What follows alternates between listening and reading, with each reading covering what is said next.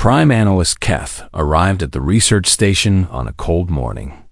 The facility stood on neutral ground between Galactic Council space and human territory. Keth had seen many worlds, but this one felt different. Humans walked the halls and worked in the labs. The Council had sent Keth to observe them, to understand them, to measure their threat level. Keth was a Zerathi, a tall species with 4 arms and blue skin. The Zerathi had watched the galaxy for 10,000 years. They understood technology, strategy, and power. Humans were new. They had only recently joined the larger galactic community. The Council wanted to know if they should fear these creatures or ignore them. Keth moved through the station and found the training ground. A military exercise was happening today. Humans trained with soldiers from 5 other species. The exercise was simple: rescue trapped team members from a damaged structure. The goal was to test new equipment and teach cooperation between different species. Captain Lisa led the human team. She was tall for a human, with brown hair and steady eyes. Keth had read her file. Lisa was strong for her species, but weak compared to the Zaldaran soldiers who stood nearby. The Zaldaran were massive creatures, each one stronger than 5 humans. The Zivian team members could move faster than any human. The Thoran contingent had thick skin that could resist fire. Humans had nothing special. They were soft, slow, and breakable. The exercise began. Teams moved into a large building made of metal and stone. The goal was to navigate the structure, find the people trapped inside, and bring them out safely. The building had been damaged on purpose. Rubble blocked paths. Walls were weak. The danger was real, though not deadly. Keth watched from above, recording everything. Lisa's team moved carefully. They checked each step. They used rope and tools. They were methodical and calm. They did not rush. The other species moved faster, but took bigger risks. The Zaldaran pushed through obstacles with strength. The Zivians climbed high and fast. The Thoran soldiers moved directly forward, breaking through weak walls. Everything changed when the second section of the building collapsed. It happened without warning. A supporting wall gave way. The ceiling fell. Metal beams crashed down. 3 Zivian soldiers were in the area. 2 of them jumped and made it to safety. One, a young soldier named Vic, was trapped under a piece of the ceiling. A Thoran soldier named Grok was also caught in the rubble. Both were alive, but could not move. The exercise leaders wanted to stop the training. This was not part of the plan. The collapse was unexpected. They ordered everyone to stand back and wait for specialized equipment. Lisa heard the order and ignored it. She ran toward the collapsed section. Her team followed her. The human soldiers did not ask for permission. They did not wait for equipment. They moved toward the danger. Captain Lisa reached Vic first. The Zivian was small, and parts of his body were under a metal beam. Lisa grabbed the beam and pulled. Her face turned red from the effort. One of her team members, a young man named David, helped her. Together, they lifted the beam enough for Vic to roll out. Vic was hurt, but alive. Blood ran from a cut on his arm. Lisa did not stop to help him further. She moved to Grok. The Thoran was larger and heavier. He was also more trapped. Rubble covered his legs and lower body. Grok spoke to Lisa through the pain. He told her to leave him. He told her that he was too heavy to save quickly. He told her that she was risking her team for nothing.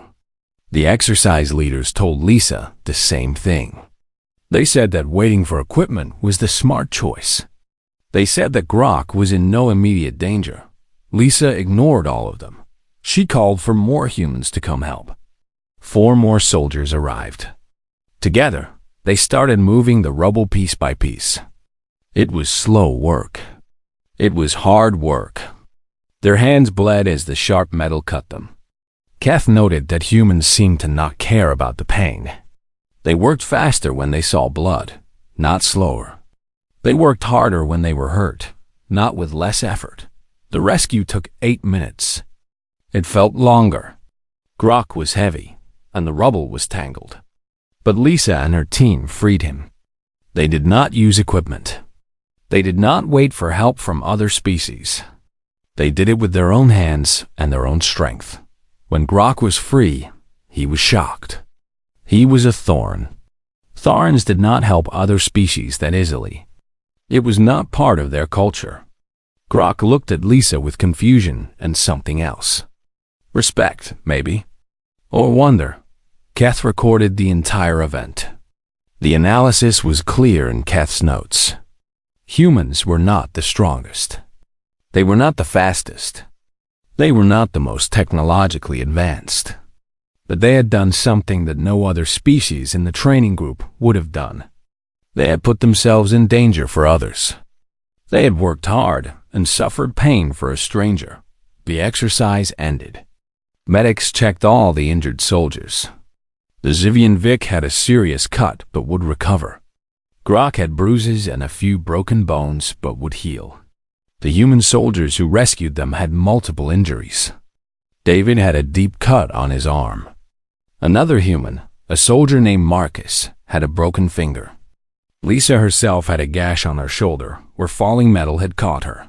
The human soldiers did not complain. They did not ask for special treatment. They sat with the medics, got their injuries treated, and then went back to work helping clean up the site. That night, Keth sat in the observation room and wrote a detailed report. The council had said that humans were potential threats because they might want to expand too much or take resources. The council had worried about human military power. The council had measured human strength by the same scale used for every other species: weapons, technology, numbers, and individual power. But Keth had seen something else. Keth had seen humans choose to help others even when it cost them pain. Keth had seen humans ignore smart orders and choose to save lives instead. Keth had seen humans work as a team in a way that was more than just efficiency. It was something deeper. It was something that the galaxy might not understand. Keth wrote in the final line of the report, "Humans are not measured correctly by our usual scales. They are dangerous in ways we have not yet learned to measure." The report was sent to the Galactic Council. The decision was made to send Keth to observe more. There were more incidents to see. There were more ways that humans were different from every other species in the galaxy. Keth did not know it yet, but this was only the beginning of understanding why even the oldest and most powerful civilizations in the galaxy would eventually learn to fear humanity. 6 months later, Keth received a call to observe a real military operation. A pirate fleet had attacked a merchant convoy near the border between human space and Council territory. The convoy carried goods from 5 different species. The attack was brutal and unexpected. The pirates, known as the Vex Collective, were experienced killers. They used advanced technology and fought without mercy. Keth traveled to the Joint Command Center, where military leaders gathered. The Vex had struck twice before. They had destroyed ships and taken prisoners. Every species represented in the convoy had sent military support. The Zaldrun sent 3 heavy cruisers. The Zivians sent speed fighters. The Thorin contributed ground troops. The species called the Kellians sent their best tacticians. The humans sent 1 destroyer and 1 command officer named Major Calvin. The military leaders stood around a holographic display that showed the convoy's location and the pirate fleet's position. The Vex had 30 ships. The combined defense force had 20 ships. On paper, the Vex should win. But the Vex ships were older. They were not as well coordinated. The defense force was organized and disciplined. The first strategy came from the Kellians. They proposed a simple attack. All ships would move toward the pirate fleet at maximum speed and engage in direct combat. The stronger ships would protect the weaker ones. This was the traditional way of fighting. It had worked for thousands of years. The Kellians were confident. They had won every war they fought using this method. The Zaldaran agreed with the Kellians. The Thorin agreed as well. Direct combat favored their strength and their weapons. The Xivians offered a slight change. Use speed to attack from multiple angles at once. This would confuse the enemy. But the basic idea was the same. Fight hard. Use what you are good at. Win through power. Major Calvin stood quietly through all of this. He was a human male of medium height with dark hair and intelligent eyes. He had read all the strategy proposals. He had studied the pirate fleet. He had analyzed the convoy's course and the enemy's history. When the humans' turn came to speak, everyone listened. Humans were new to galactic warfare. Most military leaders did not expect much from them. But something about Calvin's quiet confidence made them pay attention. Calvin began to speak. His voice was calm and steady. He asked the Kellian commander a question. He asked if the Vex always responded to direct attacks in the same way. The Kellian said yes. Predictable behavior was good. It meant you could plan for it. Calvin asked another question. He asked if the Vex depended heavily on electronic sensors and communication systems. The Zaldaran commander confirmed this. The Vex ships were old, but had modern computer systems. Calvin then asked if anyone knew what would happen if the Vex received false information from their sensors. Would they trust the false data or question it? The military leaders looked at each other. No one had considered this. Fighting meant using weapons and strength. It did not usually mean tricking the enemy. Calvin explained his plan. The defense force would not attack the Vex directly. Instead, they would target the Vex's communication and sensor systems. Not to destroy them, but to mislead them. The human ships had specialists who could send false signals. They could make the Vex sensors see things that were not there. They could make the pirate fleet think that reinforcements were coming. They could make the Vex think that their own ships were in the wrong place. The Vex would panic. They would make mistakes. When they scattered, the defense force would strike. The Kellian commander said this was dishonest. Soldiers should fight face to face. The Thorin agreed. They did not trust tricks. They trusted weapons and strength. But the Zaldaran commander listened more carefully. She asked Calvin how he knew this would work. Calvin explained that humans came from a world where they were not the strongest creature. Humans had to be creative.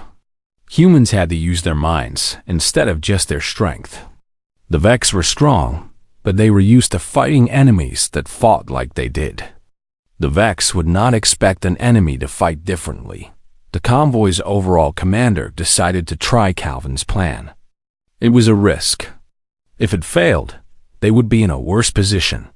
But the other strategies offered no real advantage either. The operation began.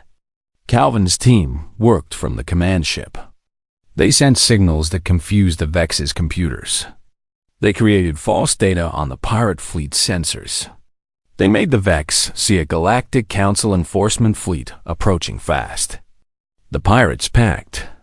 They thought they were being surrounded. Some ships tried to run. Others moved to defend their position and crashed into each other. A few ships opened fire on what they thought were enemy vessels, but were actually their own allies. Within 30 minutes, the Vex fleet was in chaos. The defense force then attacked. The combat was quick and decisive. The Vex lost 12 ships. 6 more ships were damaged badly enough to stop fighting. The rest tried to escape, but the human ship, the fastest in the group, cut off their retreat. The Vex commander broadcast a surrender message. The convoy was saved. The crew members were freed. The Vex lost their main base of operations in the region. Back at the command center, the military leaders reviewed what had happened. The Kellian commander studied the battle data with confusion and something like shame. The Thorin leader watched the recorded events and slowly began to understand. The Zaldern commander approached Major Calvin and asked him directly how he had learned to think in such an unusual way. Calvin answered honestly. He told him that humans had a history of solving problems that seemed impossible. When you were the weakest, you learned to be creative. When you were not the fastest, you learned to think faster. When you did not have the strongest weapons, you learned to use the enemy's strength against them. The Kellian commander did not like this answer. He believed that tradition and proven methods were always best. But the Zaldern commander understood. She had lost soldiers in many wars using traditional tactics. If a different way of fighting could save lives, then it was worth learning. Keth recorded all of this information. The report sent to the Galactic Council was even more detailed than the first one. Keth noted that humans did not think like other species. They did not approach problems the way the galaxy expected. They were creative in crisis. They solved impossible problems with unconventional solutions. The Kellian commander requested that humans never again be allowed to plan military operations. He said that humans fought without honor. The Zaldern commander requested that humans be invited to all future military operations. She said that humans had a value that the galaxy had not recognized. Keth sat in the observation room and thought about what had been witnessed. Humans were weak physically, but they were not weak in the ways that mattered most in a real crisis. They could think under pressure. They could adapt to new situations. They could find solutions that no one else could see. Keth updated the report with a new conclusion. Humans are not just different. They are dangerous because they see solutions that other species cannot imagine. They fight with their minds when they cannot fight with their strength. This makes them unpredictable. And unpredictable enemies are the most dangerous kind. 1 year after the pirate battle, Keth received an urgent message. A frontier colony was under attack. The colony was called New Haven. It had been established by humans 5 years ago. The attack was led by Warlord Zeph, a powerful military leader who controlled 3 solar systems. Zeph wanted to expand his territory. New Haven stood in his way. Keth traveled to New Haven at maximum speed. By the time Keth arrived, the battle was already underway. The colony was surrounded by Zeph's forces. The defense was organized but clearly outnumbered. Zeph had 3 times as many soldiers as New Haven could field. Governor Patricia led the colony. She was a woman in her 50s with gray hair and a face marked by years of hard work. She had built New Haven from nothing. She had brought the colony from empty land to a functioning settlement with 10,000 people. Keth understood the situation immediately by reading the military reports. New Haven should have evacuated. The smart choice was to abandon the colony and save as many people as possible. The evacuation ships could hold 3,000 people. The colony had 10,000 residents. That meant 7,000 would be left behind. The military advisors told Governor Patricia the same thing. They said that holding the colony was impossible. Zeph's forces were too strong. The colony's defenses were not built for a full military assault. The logical choice was to evacuate the children and the elderly and the most important people. Everyone else would have to be left. Governor Patricia refused. She said that New Haven would not fall. She said that they would defend their homes. She said that they would not abandon those who could not fit on the evacuation ships. The children in the orphanage would not be left to face Zeph's army alone. The colony had 300 children in the orphanage. They had been brought there by accidents, by war, by loss. They had no families. They had no one else to protect them.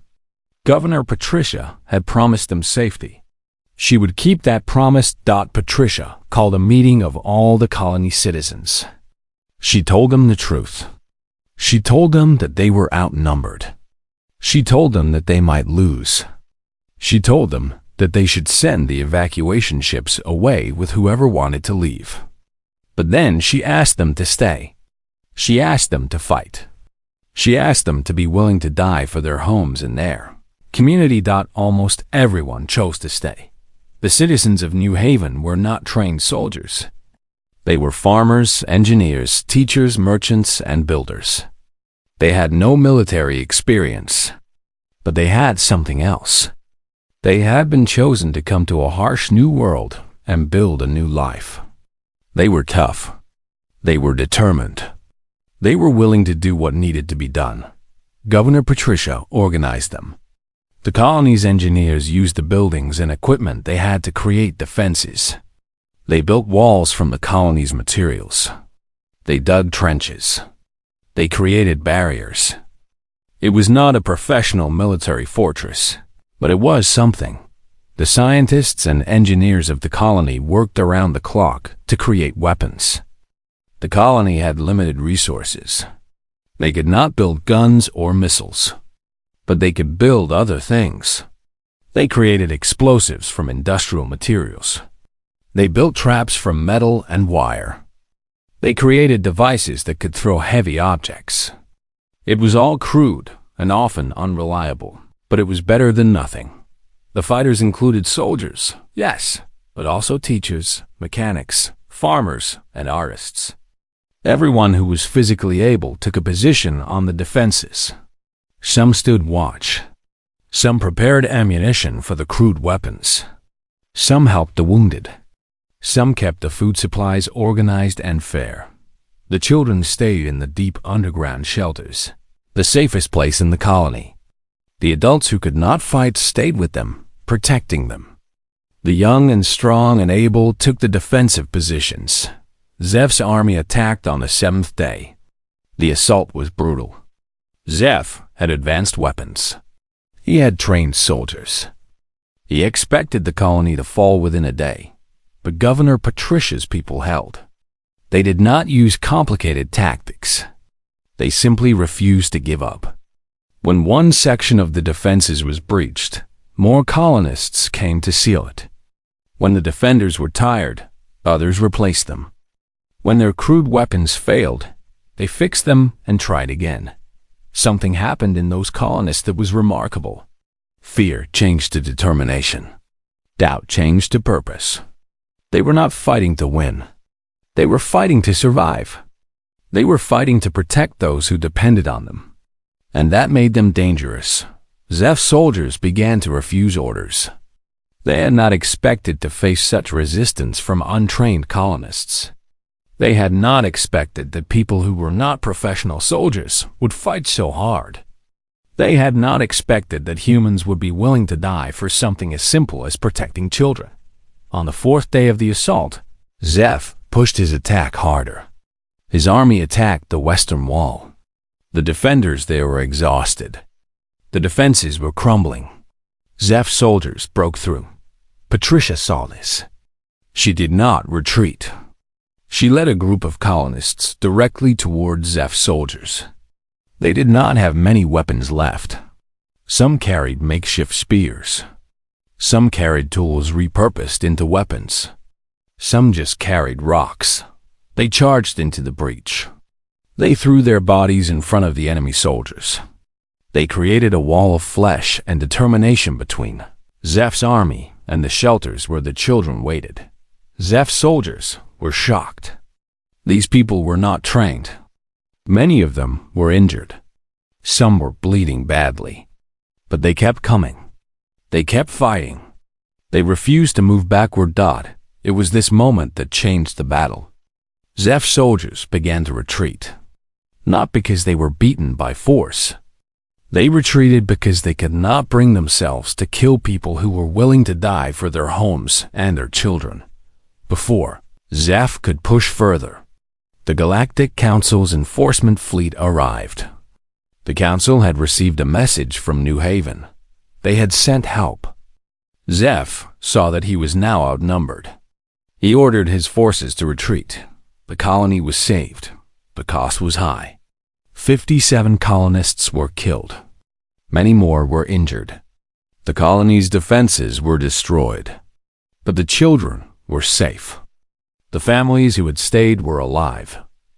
Governor Patricia stood in the aftermath. She was injured and exhausted, but the children emerged from their shelters. They found their protectors. They found the people who had been willing to die for them. Keth recorded everything. The report to the Galactic Council was extensive. Keth noted that humans had an ability that few other species possessed. They could love deeply. They could commit fully to protecting those they cared about. They could become willing to die when it mattered. Keth wrote a final note. Humans are not dangerous because they are strong or clever.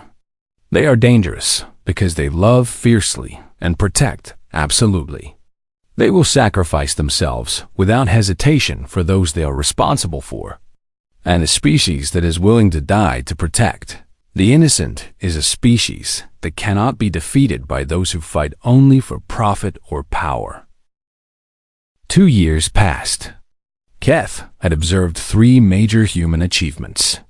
The Council wanted more information.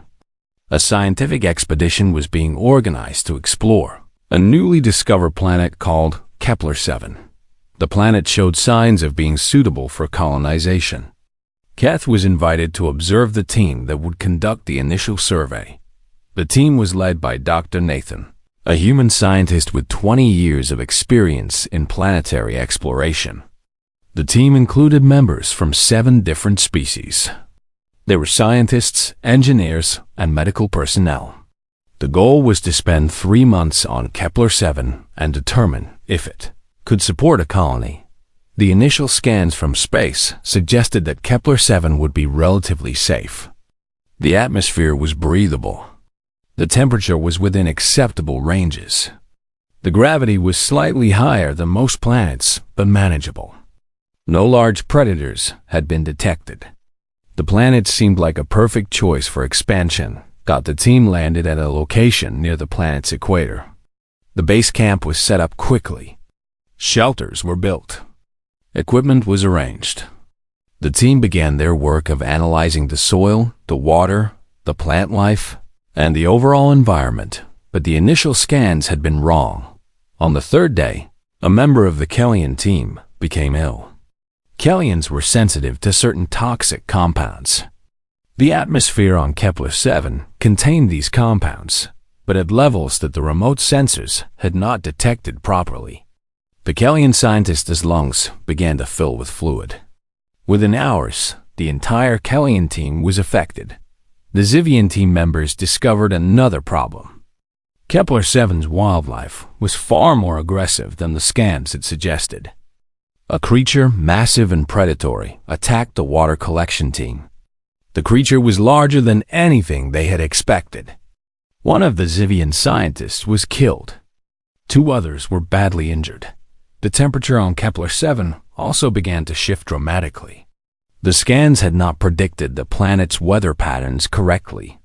The temperature dropped to levels that were dangerous for species that were not adapted to cold. The Thorin and Zaldaran team members began to suffer. Dr. Nathan called for an emergency evacuation. The council leading the expedition agreed. Kepler-7 was far too dangerous. The ship that had brought them was still in orbit. It could come down and pick them up within hours. The decision was made. The team would pack their equipment and leave. But Dr. Nathan said something that stopped everyone. He said that the evacuation would take time. The ship would need to land. The team would need to gather. And during that time, the predators would continue to hunt. More people would be injured. Possibly more would be killed. He said that running was the logical choice.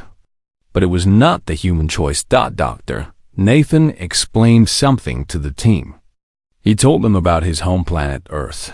He told them that Earth was a harsh world. He told them that humans had evolved on a planet where almost everything wanted to kill you. Predators were everywhere. Weather could be deadly. Food was hard to find. Water could carry disease. Every day on Earth was a struggle for survival. Because of this, Dr. Nathan said, humans had learned things that other species had not needed to learn. Humans understood survival. They understood how to live in harsh environments. They understood how to face dangerous animals. They understood how to adapt and endure. Dr. Nathan proposed a different plan. Instead of evacuating, they would establish a defensive perimeter. They would study the predators and understand them. They would use human knowledge of animal behavior and survival to create a plan to coexist with the creatures on Kepler-7. The team leaders of the other species objected. This was suicide. They should evacuate. They should return when they were better prepared. But Dr. Nathan was insistent. He said that if they ran now, they would return later, and the same problems would exist. Kepler-7 could be made safe, but only if they faced the danger and learned from it. He asked for volunteers. He asked for humans and any others willing to stay and help establish a safe environment. 17 humans stepped forward. They were scientists, engineers, medical staff, and security personnel. They had families on human worlds. They had things to go back to. But they chose to stay. One of the Zoldaran engineers also chose to stay. She was curious about the human approach. The Thoran commander stayed as well. He respected courage when he saw it. The evacuation ship came down and took away the wounded and those who wanted to leave. The rest of the team, prepared to face Kepler-7. Dr. Nathan organized the remaining team. He used human knowledge of animal behavior. Predators, he explained, attack when they feel their territory is threatened or when they are hungry. The creature that had attacked the water team was defending its hunting ground. It was not malicious. It was just protecting what was its. The team used human knowledge of construction to build barriers that did not block the predator but redirected it away from the camp. They created trenches and obstacles that made it difficult for the creature to approach but did not trap it. They left food sources away from the camp, places where the predator could eat without threatening humans. They used human knowledge of observation and patience. They watched the predator for hours and hours. They learned when it hunted. They learned what paths it used. They learned what it avoided. Slowly, over 2 weeks, the predator stopped coming near the camp. It had learned that the camp was not its territory. It had found better hunting elsewhere. For the Kellian team members who had been poisoned, Dr. Nathan used human medical knowledge. He explained that humans had evolved with many toxins in their environment. Human bodies could break down compounds that other species could not. He worked with the human medical team to find a compound that human bodies produce naturally, a substance that could help the Kellian bodies process the toxic elements in the atmosphere. It was not a perfect solution, but it helped. The Kellian team members recovered slowly. The temperature problem was solved through human engineering and human adaptation. Humans could survive in temperatures that other species could not.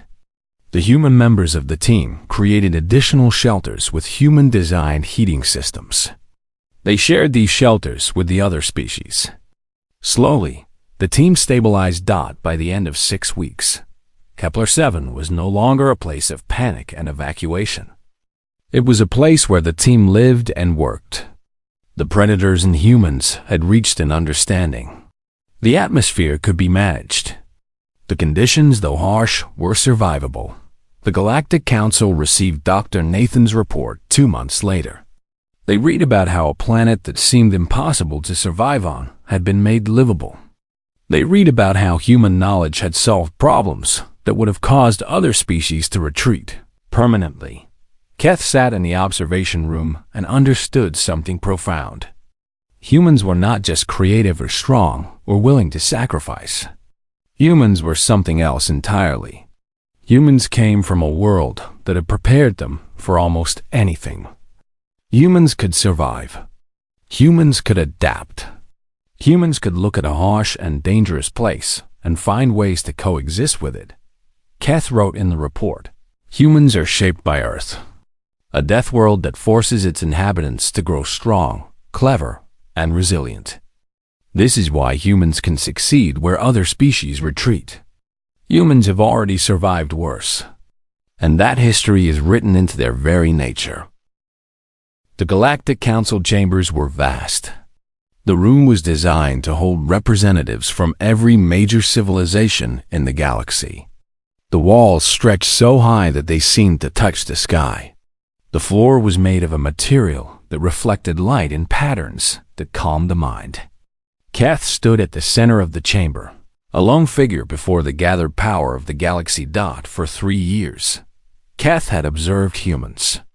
For 3 years, Kath had traveled, watched, and recorded. Now, Kath would present findings to the council. Kath began speaking. The voice was calm and measured. Kath presented the data from the rescue operation at the research station. Kath explained how humans had risked their lives to save allies from a collapsing building. Kath showed the medical records. Humans had suffered injuries that should have stopped them from working. Yet they had continued. The council listened.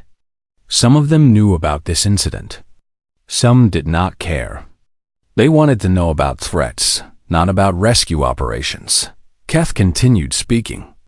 Kath presented the battle against the Vex Collective. Kath showed how humans had used unconventional thinking to defeat an enemy force that was equal in strength. Kath explained how Major Calvin had solved a military problem in a way that no other species would have considered. The Kellian representatives frowned at this. They considered such thinking to be dishonorable. Kath presented the siege at New Haven. Kath showed how Governor Patricia and the colony's people had held, against overwhelming odds. Kath explained the human willingness to die for those who could not protect themselves. The council saw the footage. They saw humans standing between enemy soldiers and children. They saw humans bleeding and broken but refusing to surrender. The Tharn commander watched this with clear respect. The Zaldaran commander nodded slowly. Even the Kellians began to understand that something important was happening. Kath presented the expedition to Kepler-7. Kath showed how Dr. Nathan had solved problems that seemed impossible. Kath explained that humans came from a world so harsh that it had prepared them for any challenge. The Zerathi representative, the most powerful voice in the council, leaned forward and listened carefully. When Kath finished presenting all the data, the council asked questions. A Kellian representative asked if humans were dangerous. The representative wanted to know if humanity posed a military threat. Kath answered carefully. Kath said that humans were not dangerous in the way the council usually measured danger. Humans did not have massive weapons. Humans did not have ancient technology. Humans did not have huge numbers of soldiers compared to many other species. But humans were dangerous in ways that the council had not considered. Another representative from the Zaldaran civilization asked what Kath meant by this. Kath explained. Humans were dangerous because they could think in ways that no other species could think. Humans could solve problems that seemed impossible. Humans could face danger and grow stronger instead of weaker. Humans would sacrifice themselves completely for those they cared about. Humans would choose to die rather than betray their principles. The Zerathi representative spoke. This was the most important voice in the chamber. The Zerathi had ruled the galaxy for 10,000 years.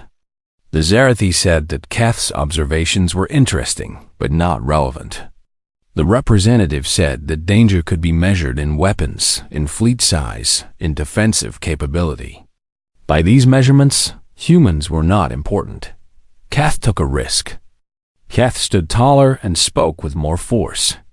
Kath said that the Zerathi measurement was wrong. The Zerathi had counted power incorrectly for thousands of years. The Zerathi believed that the most powerful were those with the biggest weapons. But the most powerful were those with the most allies. Kath explained that humans had already made allies across the galaxy. Not through conquest, not through offering payment, but through proving that humans were worth trusting. Humans had helped the Zaldaran, the Tharn, the Zivians, and even the Kellians. Each of these species had seen humans risk their lives to help others. Each of these species trusted humans now. Keth said something that shocked the chamber. Keth said that if war came to the galaxy, other species would choose to fight beside humans. They would do this not because humans had the strongest weapons, but because humans had shown that they were worth fighting for. The Zarathi representative was silent for a long time.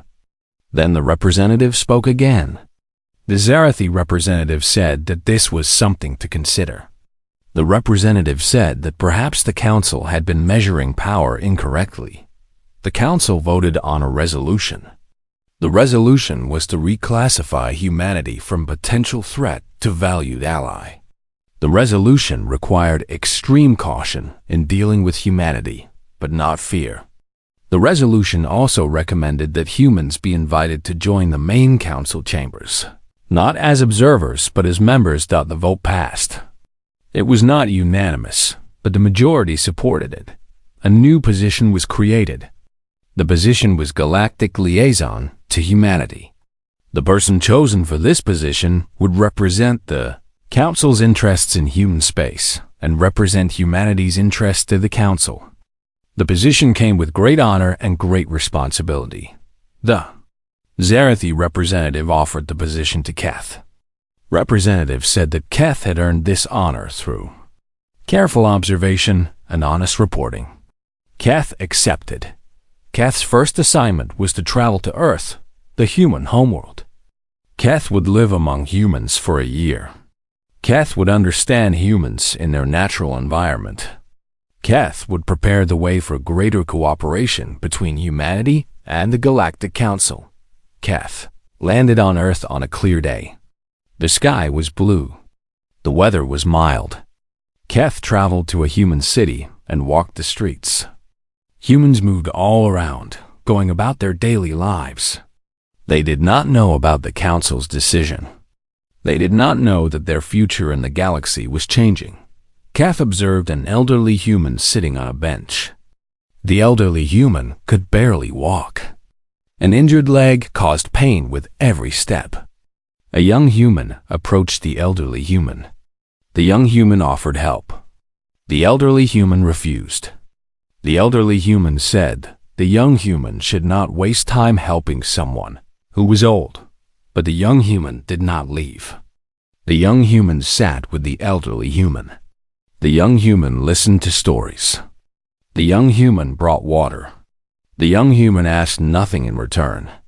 The young human simply helped because help was needed.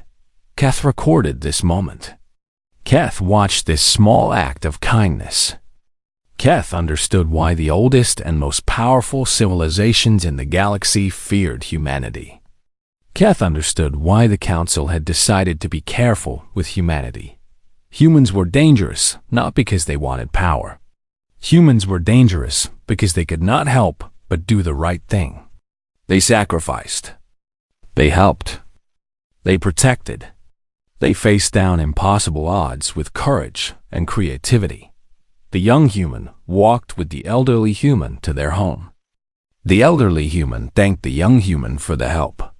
The young human smiled and said it was nothing. It was just what humans did. Keth understood then. This was why legends feared humans. Not because humans had weapons.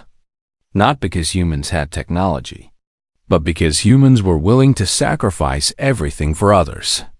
Because humans could love and protect with complete devotion. Because humans would stand against any darkness, no matter how powerful, if those they cared about were in danger.